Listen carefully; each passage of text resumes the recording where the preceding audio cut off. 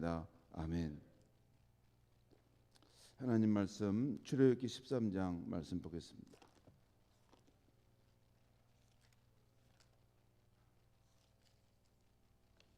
출애굽기 13장 1절에서 22절까지 우리 한 절씩 교독하시겠습니다. 출애굽기 13장입니다. 여호와께서 모세에게 일러 이르시되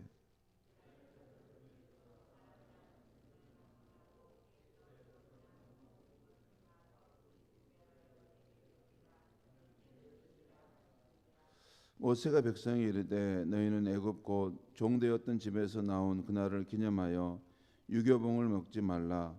여호와께서 그 손의 권능으로 너희를 그곳에서 인도하여 내셨음이니라.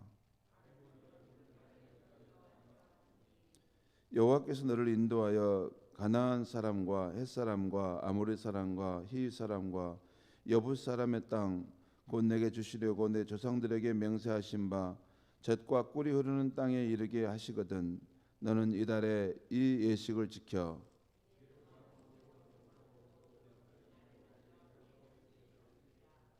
이래 동안에는 무교봉을 먹고 유교봉을 내게 보이지 아니하며 내 땅에서 누룩을 내게 보이지 아니하게 하라.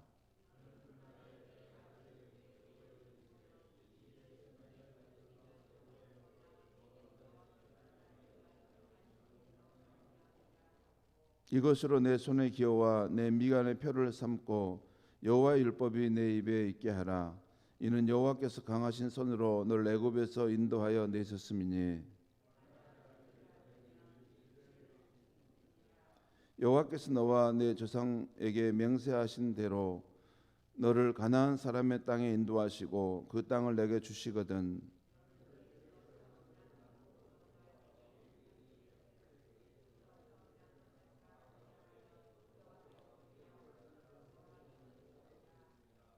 나귀의 첫 새끼는 다 어린 양으로 대속할 것이요 그렇게 하지 아니하려면 그 목을 꺾을 것이며 내 아들 중 처음 난 모든 자는 대속할지니라.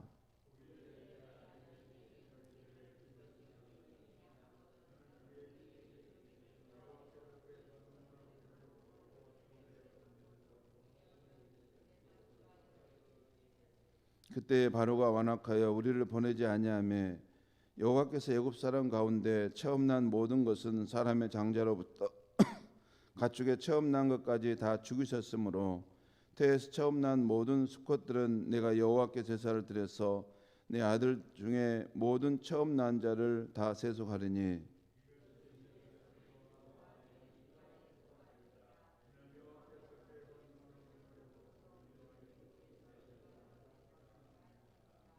바로가 백성을 보낸 후에 블레셋 사람의 땅의 길은 가까울지라도 하나님이 그들을 그 길로 인도하지 아니하셨으니 이는 하나님이 말씀하시기를 이 백성이 전쟁을 하게 되면 마음을 돌이켜 애굽으로 돌아갈까 하셨습니다.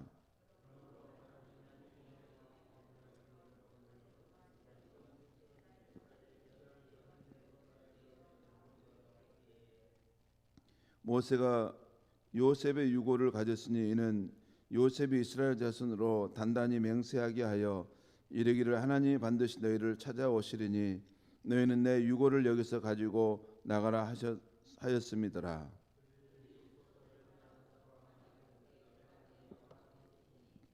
여호와께서 그들 앞에서 가심에 낮에는 구름 기둥으로 그들의 길을 인도하시고 밤에는 불 기둥을 그들에게 비추사 낮이나 밤이나 진행하게 하시니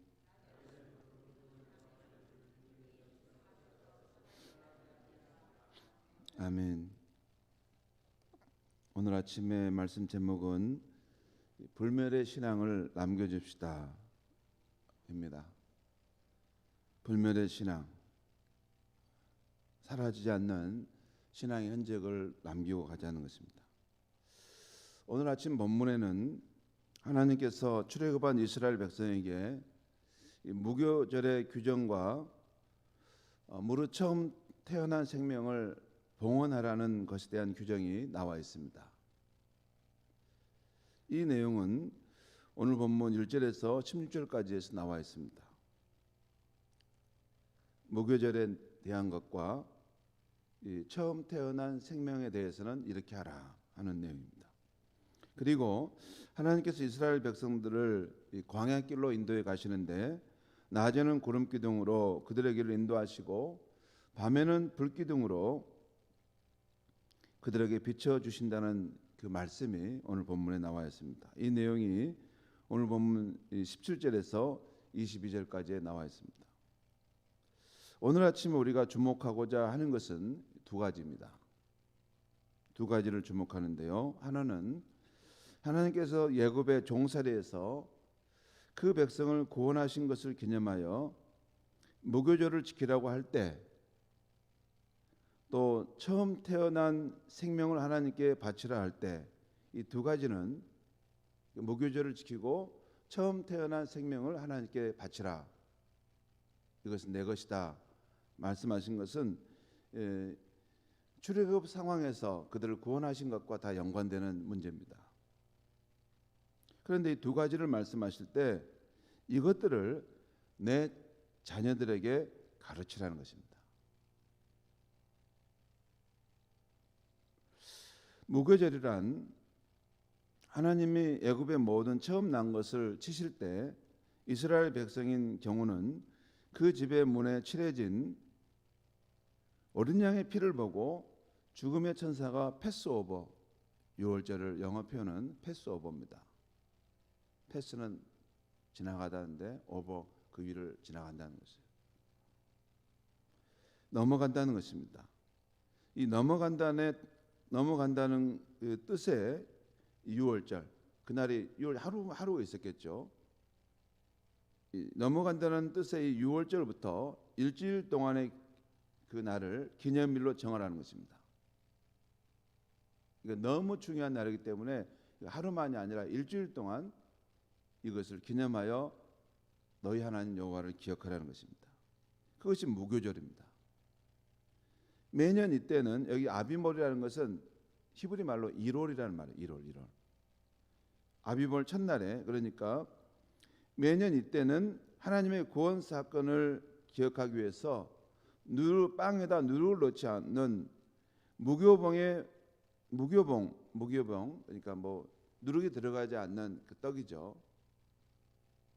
중동에서 먹는 그 누룩이 들어가지 않는 그런 무교병을 먹고 생활하라는 것입니다. 우리가 새해 첫날 설날에 또 한 해를 살게 되었구나 하는 뜻으로 온 가족이 함께 모여 떡국을 먹는 것 같은 그런 행사일 수 있습니다. 의미는 다르지만 아무튼 우리가 이 명절을 맞으면 그런 떡국을 먹으면서도 우리가 또 새해가 한 해를 더 살게 됐구나 하면서 서로 덕담하지 않습니까? 아무튼 그런 중요한 명절의 절기를 보내라는 것입니다. 이 무교절에 대한 내용을 3절과 7절에서 설명한 후에 하나님께서는 이렇게 말씀하십니다. 오늘 본문 8절과 10절의 내용을 제가 한번 읽어드리겠습니다. 이 무교절에 대한 이야기를 하신 후에 그 끝에 이 말씀을 하고 계세요. 8절 제가 읽겠습니다. 너는 그날에, 그 무교절의 날에 내 아들에게 보여 이르기를 이 예식은 내가 애굽에서 나올 때 여호와께서 나를 위하여 행하신 일로 말미암음이라 하고 이것으로 내 손의 기호와 내 미간의 표를 삼고, 손의 기호고 미간은 이 눈썹 사이를 말하죠. 여기서 이것으로는 바로 어떤 뜻이냐면 제가 생각해 봤는데 그 앞에 나온 여호와께서 그 백성을 위해서 행하신 일, 그 출애굽 때 그 구원의 사건, 바로 이것으로 내 손의 기호와 내 미간의 표를 거기다 기록을 남기라는 뭘 써서 남기고 삼고 여호와의 율법이 내 입에 있게 하라. 이는 여호와께서 강하신 손으로 너를 애굽에서 인도하여 내셨음이니 해마다 절기가 되면 이 규례를 지킬지니라.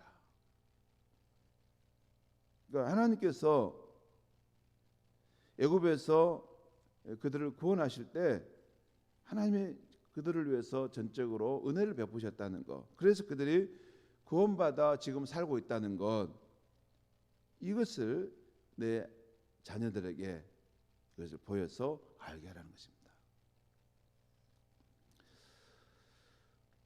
또 하나 하나님께서 말씀하신 것은 이 처음 태어난 생명을 하나님께 바치라는 것입니다. 이것은 오늘 보면 11절에서 13절까지 한번 우리 보겠습니다. 11절 13절 제가 읽겠습니다. 여호와께서 너와 내 조상에게 맹세하신 대로 너를 가나안 사람의 땅에 인도하시고 그 땅을 내게 주시거든. 그러니까 광야를 지나서 하나님의 약속의 땅을 내게 주시거든. 그 땅에 가서 이것을 지키라는 것입니다. 보면 12절 너는 태에서 처음 난 모든 것과 내게 있는 가축의 태에서 처음 난 것을 다 구별하여 여호와께 돌리라. 수컷은 여호와의 것이니라. 주로 남자들을 이렇게 바치라는 것입니다. 그 다음에 나귀의 첫 새끼는 다 어린 양으로 대속할 것이요. 이 나귀라는 것은 되게 보면 소나 염소나 또 양을 주로 제물로 바치라 하겠는데 나귀는 좀 별다른 동물이지 않습니까? 그건 하지 말고 그것은 어린 양으로 대신 바꿔서 속죄하라 그 말입니다. 그렇게 하지 않으려거든 그 목을 꺾을 것이요. 예, 그를 이제 그 생명을 끊으라는 것이죠. 그리고 내 아들 중 처음 난 모든 자는 대속할지라. 여러분 하나님께서 어떻게 그렇게 하시나 하는데 실제 그때 출애굽 사건에서 하나님께서 그 애굽의 장자들을 정말 치셨지 않습니까? 이 생명과 죽음은 하나님의 속한 것이고 그 다음에 이것을 엄중하게 기억하도록 하기 위해서 짐승조차도 이것이 해당되지 않으면 이것의 생명을 끊어라 한다는 것입니다. 원래 죽어야 될 상황인데 이것이 너희가 살게 되었다 하는 것을 분명하게 보여주고자 그걸 말씀하신 것이죠. 아무튼 내 아들 중 처음 난 모든 장자는 대속할지라. 대속하라는 말은 그에 대해 속죄하고 그를 하라는 것이죠. 죽음을 대신하는 것을 항암으로 그가 살게 된다는 것이죠. 여러분 나중에 민수기 8장과 18장에 보면 사람의 처음 태어난 것에 대한 대속은 레위인들이 이스라엘의 모든 장자를 대신해서 하게 합니다. 그래서 레위인들이 하나님을 위해서 대신 봉사하게 하십니다. 그런데 태어난 장자의 수가 레위인의 수보다 더 많을 수가 있죠. 그러면 1대1로 이렇게 그 사람을 대신해서 그 생명을 이렇게 레위인들이 담당하는데 태어난 사람들이 더 많아질 수가 있어요. 그럼 이거 어떻게 해야 되느냐까? 그러면 한 사람당 5세겔의 그것을 돈을 지불해서 그 속전을 내라는 것입니다. 내서 그 일을 정리하라는 것입니다. 실제 명확하게 나와 있습니다. 그러니까 이스라엘 백성의 처음 난 장자는 그냥 이게 생명을 얻어 사는 것이 아니라는 것입니다. 원래 이게 다 죽어야 될 상황, 죽을 수밖에 없는 상황이었는데 그것을 하나님께서 그 생명을 주셔서 그 후손이 계속 연면이 이어서 살게 되었다는 것을 증표로 늘 처음 난 것에 대해서는 다 대속을 하라. 대신해서 그 값을 지불하고 그의 생명을 살게 하라. 그것을 대대로 이어지게 하라 하는 것이 된 것이죠. 이스라엘이 처음 태어난 것을 꼭 대속해야 하게 하신 것은 하나님께서 애굽의 장자를 치실 때 그 백성의 장자들도 함께 죽게 되었는데 생명을 얻게 되었다는 것입니다. 그래서 이제는 살아도 자기를 위해서 살지 않고 오직 하나님을 위해서 사는 백성이 되라는 것입니다. 실제 신약 성경에도 이 부분이 나와 있죠. 너의 생명은 너는 죽을 생명이지만 내 아들이 너를 대신하여 십자가에 죽고 영원한 심판을 받았다. 그러므로 너가 생명을 얻게 되고 그 생명은 영원한 생명이 된 것이다. 이것은 진짜다. 그거예요. 그러니까 그걸 속죄하지 못할 때는 대신 반드시 죽게 되고 심판을 받는다는 것입니다. 우리는 그 속죄를 진정으로 믿음으로 생명을 얻고 이 생명은 영원한 생명이 되는 것이죠. 이제는 우리는 자기를 위해 살지 않고 우리를 구원하신 주를 위해서 사는 백성이 된다는 것입니다. 이것이 신약 성경을 관통하는 진리입니다. 그냥 구원받았으니까 내 마음대로 산다, 그렇지 않습니다. 이제는 저와 여러분은 주님의 것입니다. 주님의 것이에요. 주님께 속한 백성이라는 뜻이 있고 주님이 보호하신다는 의미도 있지만 또 우리가 주를 위해서만 사는 백성이다, 그것이 거기에 담겨 있는 뜻입니다. 우리가 무슨 일을 할 수는 있겠죠. 또 가정에서 무슨 주부로 살 수도 있겠죠. 이런저런 것은 다 할 수는 있지만 궁극적으로는 우리의 삶의 목표는 주를 위하여 살아가는 삶이라는 것입니다. 그게 정리가 안 되신 분들이 있어요. 그게 정리가 안 돼서. 그건 분명히 정리해야만이 우리 인생이 평안하고 소망 있는 삶이 됩니다. 그래야만이 진정으로 예수님이 내 생명이 되십니다. 자, 그런데 여기서도 이 속전에 대한 이야기를 했는데 여기서도 자녀에게 이것을 가르치라는 말씀입니다. 오늘 보면 14절부터 16절까지 길지만 제가 가만히 읽어드리겠습니다. 14절부터 읽겠습니다. 후일에 이 뭐냐면 첫 태생을 하나님께 바치고 또 이걸 속전하는 이거에 대해서 후일에 14절입니다.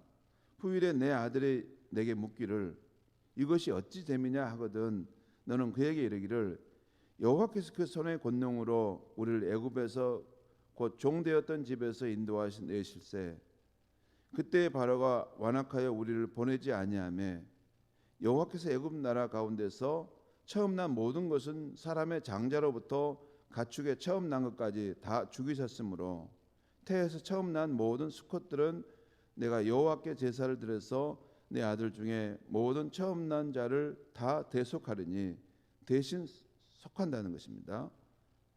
16절 이것이 내 손의 기호와 내 미간의 표가 되리라. 이는 여호와께서 그 손의 권능으로 우리를 애굽에서 인도하여 내셨음이니라 할지니라. 성도 여러분, 성경 말씀 읽을 때 주의해서 읽는 것이 참 중요한데 끝에 보면 16절 끝에 뭐라고 나왔어요?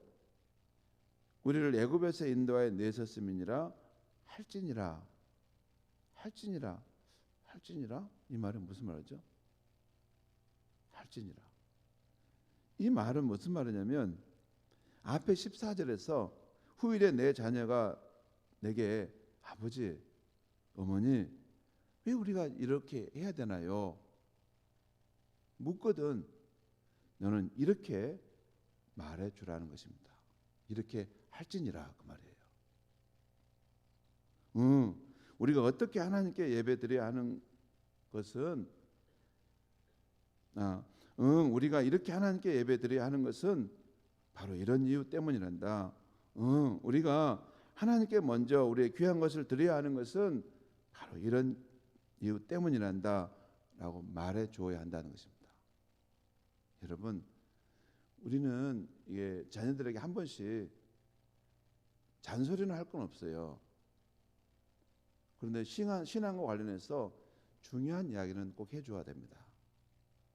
그 자녀들이 인생의 중요한 이 순간을 지나가고 있는데 정말 그들에게 하나님의 도우심과 하나님이 실제하신 분이라는 것을 말해주는 것이 정말로 필요한데 말 안 해주는 거예요.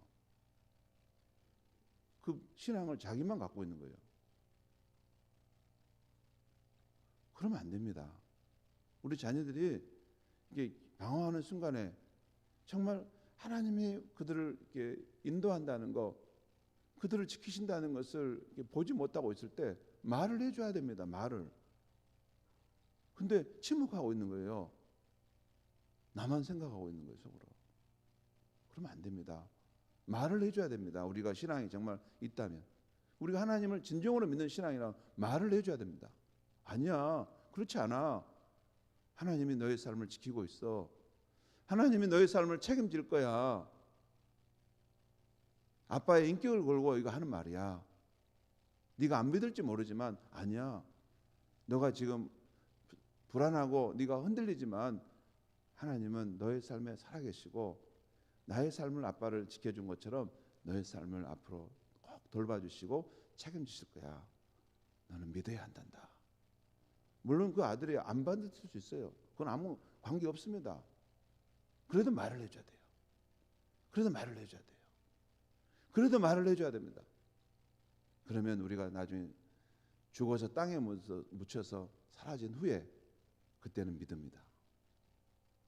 우리 아버지가 진실로 그 말을 해줬구나. 그렇게 해서 신앙은 전수되는 것입니다. 걔들이 무슨 믿음이 있습니까? 없죠. 인생을 그렇게 살아보지도 않았고 그런 인생의 절망한 상황, 절망적인 상황 속에서 살아계신 하나님 만난 적이 없는데, 경험이 없는데 그때는 말을 해줘야 됩니다. 말을 해줘야 돼요. 그 잔소리하라는 말씀이 아니에요.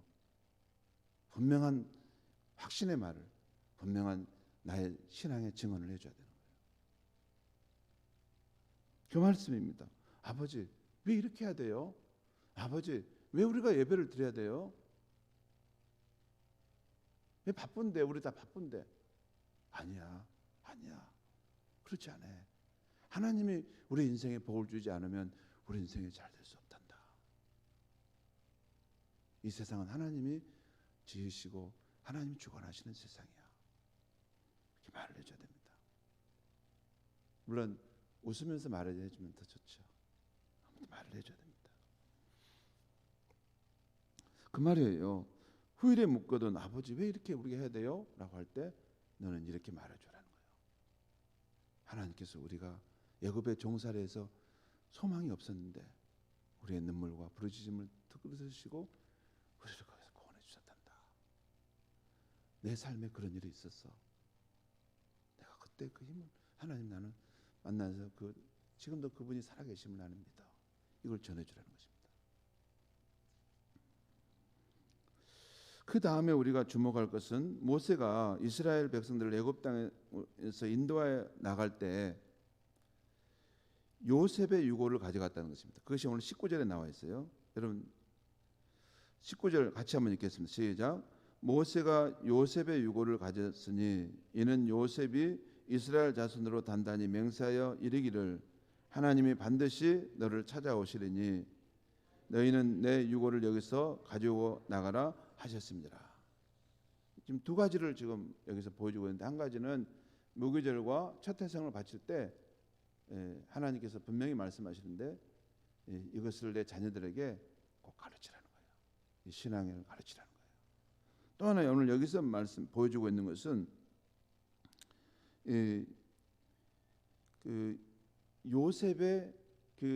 요셉의 마지막 생애 그 증언의 말이 이제 이 이스라엘 백성이 출애굽할 때 이것이 성취되는 것을 지금 보여주고 있는 것이에요. 성도 여러분, 여러분이 이렇게 직접 말씀을 보셔야만이 더 확실할 것 같아서 이 부분이 어떻게 나왔냐면 우리 출애굽기 50장 한번 보겠습니다. 출애굽기 50장 한번 보겠습니다. 출애굽기 50장 한번 이건 보시면 좋겠습니다. 꼭 출애굽기 50장 보겠습니다.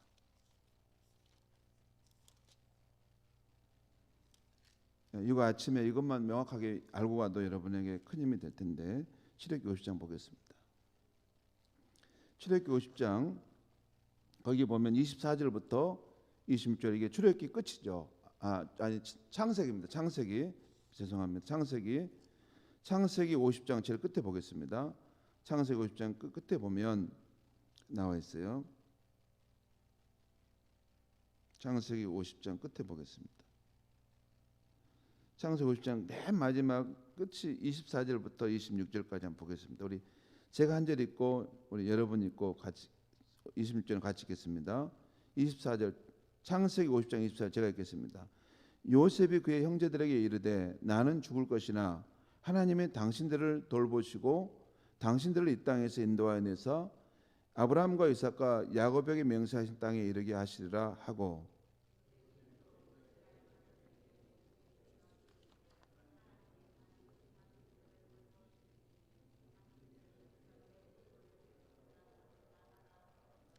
(20절) 같이 읽겠습니다.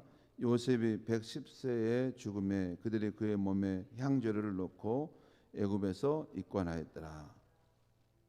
여러분, 이 보통 믿음이 없는 세상 사람들은 여기 보면 지금 그런 표현이 나오죠. 참 귀한 말씀들이 나오는데 24절에 요셉이 그 형제들에게 이르되 나는 죽을 것이지만 하나님이 당신들을 돌보실 것이다. 내 죽음 이후에도 돌보실 것이다. 그리고 당신들을 이 땅에서 인도하여 내실 것이다.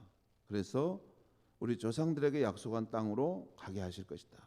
그러면서 또 25절에 이스라엘 자손에게 요셉의 명세를 시키는 내용이 나옵니다. 하나님이 반드시 당신들을 돌보시리니 당신들은 여기서 내 해골을 메고 올라가겠다고 맹세하라 하는 것이에요.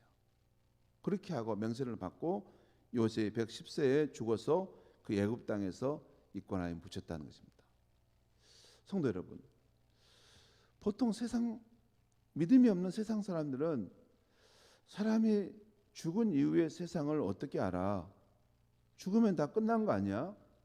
죽으면 다 한 줌의 흙으로 사라지는 것이지 않아? 이렇게 하는데 요셉은 그렇게 죽지 않았다는 것입니다.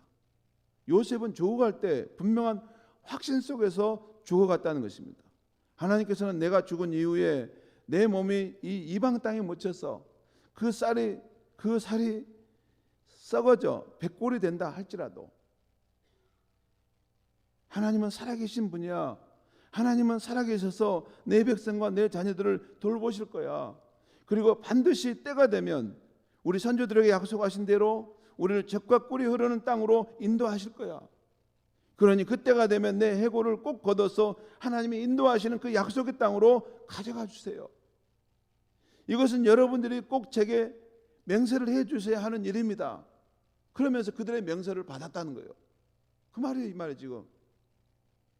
자기 죽음 후에 자기가 땅에 묻혀서 자기 육신이 썩어버리고 자기 그 해골만 남을 그때 일어날 일을 지금 말하는 거예요.